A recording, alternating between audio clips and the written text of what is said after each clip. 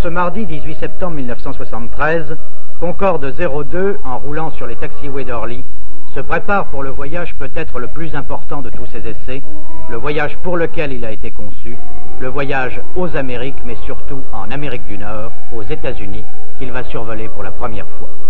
Pour l'occasion, il a revêtu un habit de gala. Sur le flanc droit, les marques de British Airways, à gauche, les couleurs d'Air France. Ces deux compagnies seront les premières à l'exploiter sur l'Atlantique Nord.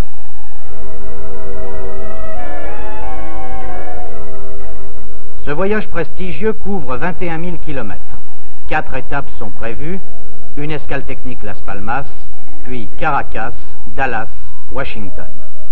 À bord de l'appareil, 32 passagers sur chaque vol, Jean Franqui et Gilbert Defer aux commandes, les mécaniciens et ingénieurs navigants, une hôtesse et 2 stewards dirigés par un chef PNC d'Air France. La renommée de Concorde et son avenir commercial sont en jeu, en route pour ce grand voyage.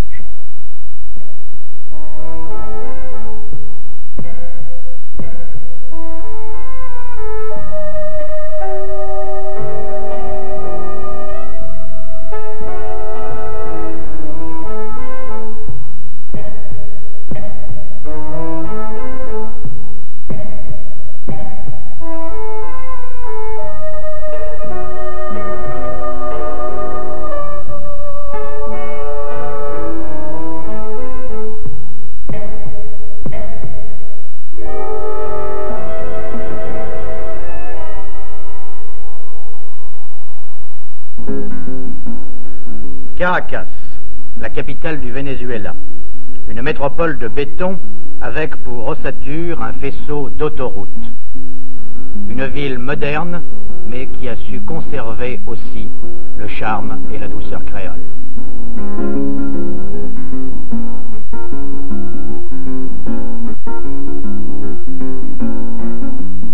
Cette escale importante des ailes françaises en Amérique du Sud a invité Concorde.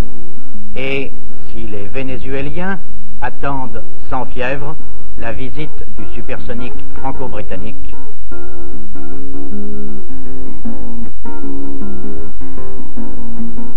la presse, la radio et la télévision ont bien compris l'importance de ce passage. Il ne faudra à Concorde que 5h41 de vol, plus 42 minutes seulement d'escale technique, pour relier Paris à Caracas. Un courrier régulier, mais 11 heures. À bord, les invités vénézuéliens sentiront bien cette différence que leur commente M. Galichon, le président de France.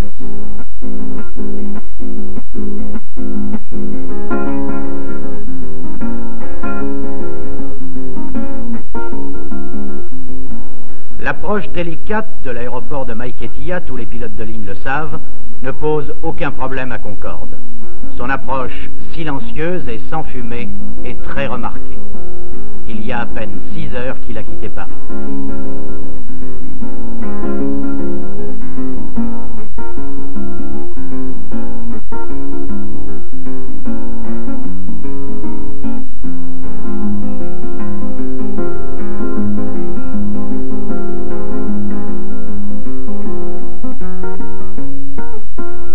Des milliers de personnes se sont massées sur les terrasses de l'aérogare, sur les collines et autoroutes avoisinantes.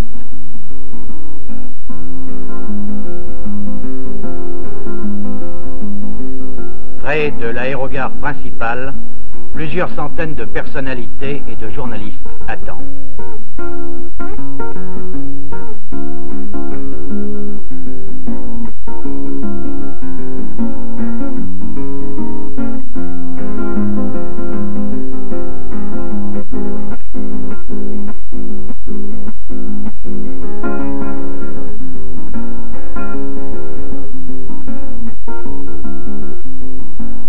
À bord de l'appareil, une vingtaine d'officiels et de journalistes vénézuéliens n'attendent que la descente pour commenter leur vol.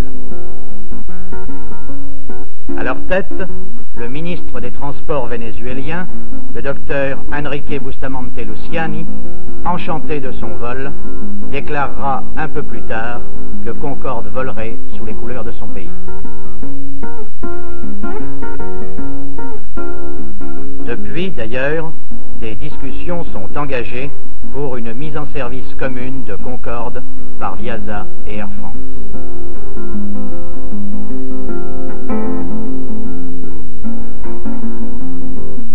Quant aux pilotes, ici Gilbert Defer, ils sont contents de leur vol et décontractés. Jean Franqui, pourtant peu bavard, se déclare très satisfait. Pour la maintenance au sol de l'appareil, 13 hommes seulement sont venus de Toulouse. Ils n'auront aucun problème.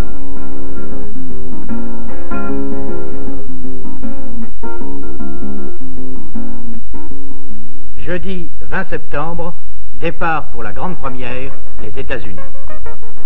Critiqué par des spécialistes américains, attaqué par les défenseurs de l'environnement, accusé de tous les défauts, Concorde arrive invité par le Texas et les villes de Dallas et Fort Worth. Il ne lui faudra que 3h24 pour franchir les 4121 km qui séparent Caracas de Dallas. Et dans le temps de vol, il faut compter les 4 passages de présentation que la tour demandera à Jean Franqui.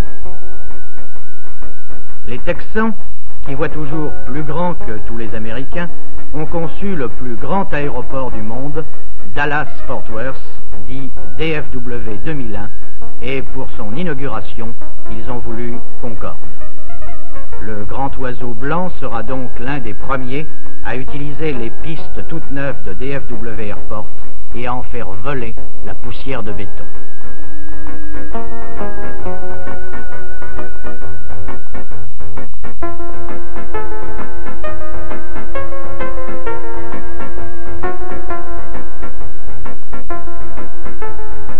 La passion que provoque Concorde jouera d'ailleurs dès l'arrivée aux États-Unis.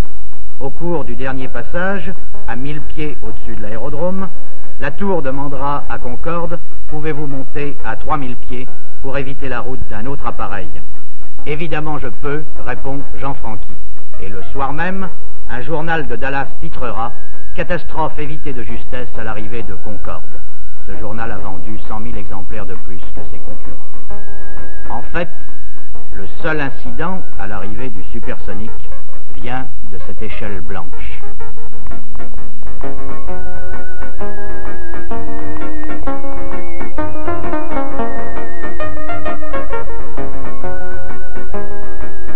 À peine mise en place, elle refusera obstinément pendant 10 minutes de bouger en coinçant la porte de Concorde. Les mécaniciens de l'aérospatiale eux-mêmes devront intervenir.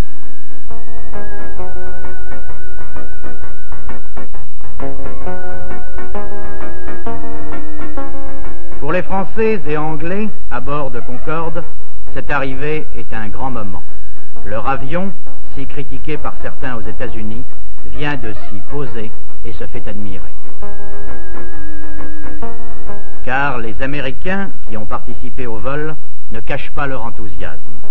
Et le président du nouvel aéroport, Eric Johnson, ici au micro, dira à la foule des journalistes « On ne peut pas revenir en arrière, Concorde c'est l'avenir et il volera aux couleurs américaines ».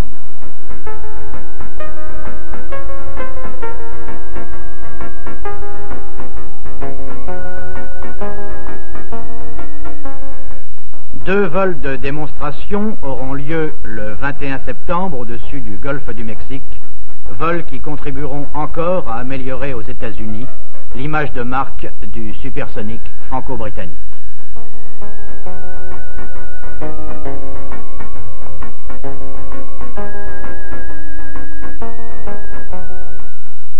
En attendant, le folklore ne perd pas ses droits.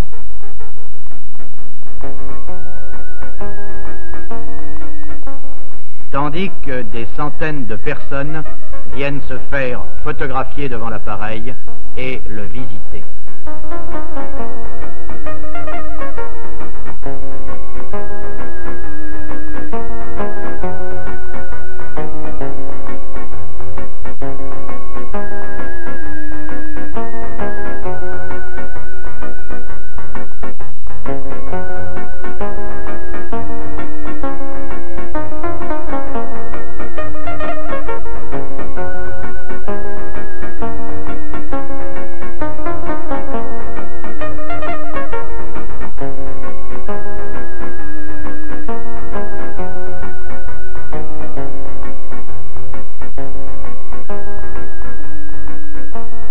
Au cours de la conférence de presse qui va suivre, Harding Lawrence, le président de la compagnie Braniff, qui a effectué le vol Caracas-Dallas, déclare que Concorde est l'appareil idéal pour certaines lignes de Braniff.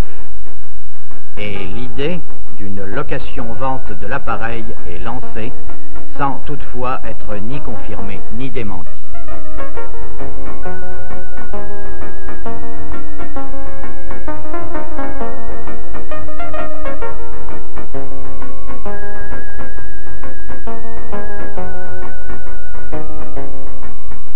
Interrogé par les journalistes sur le nouvel aéroport de Dallas-Fort Worth, Jean Franqui fait sourire tout le monde en répondant « J'ai l'impression que le béton n'est pas cher au Texas ». Dimanche 23 septembre. Après un vol de démonstration au cours de la fête aérienne de l'inauguration, Concorde part pour la dernière étape de son voyage Washington. Un décollage spectaculaire dans un nuage de poussière de béton.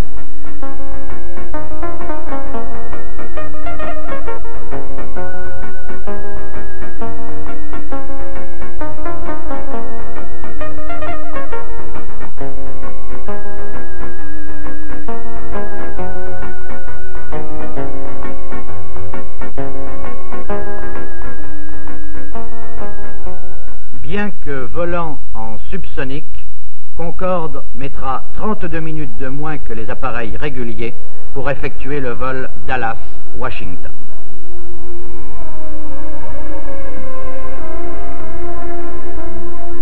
Après une halte discrète mais très importante dans la capitale des États-Unis, Concorde s'élance pour son premier vol transatlantique à Mach 2. 3h33 après, il sera à Orly. Toutes les prévisions ont été réalisées, tous les temps de vol respectés, et il reste encore à bord de l'appareil plus de 10 tonnes de carburant, de quoi rentrer à Toulouse. Ce voyage, primordial pour l'avenir de Concorde, est un succès. Toutes les personnalités qui y ont participé l'affirment. Le président du Conseil américain de l'aviation civile, Robert Trim, dira en arrivant à Paris « Je souhaite que cet avion fasse partie de la flotte mondiale. Je ne voudrais pas laisser le moindre espoir à ceux qui pensent que Concorde n'est pas compatible avec l'environnement. C'est tout simplement un pas naturel vers l'avenir. »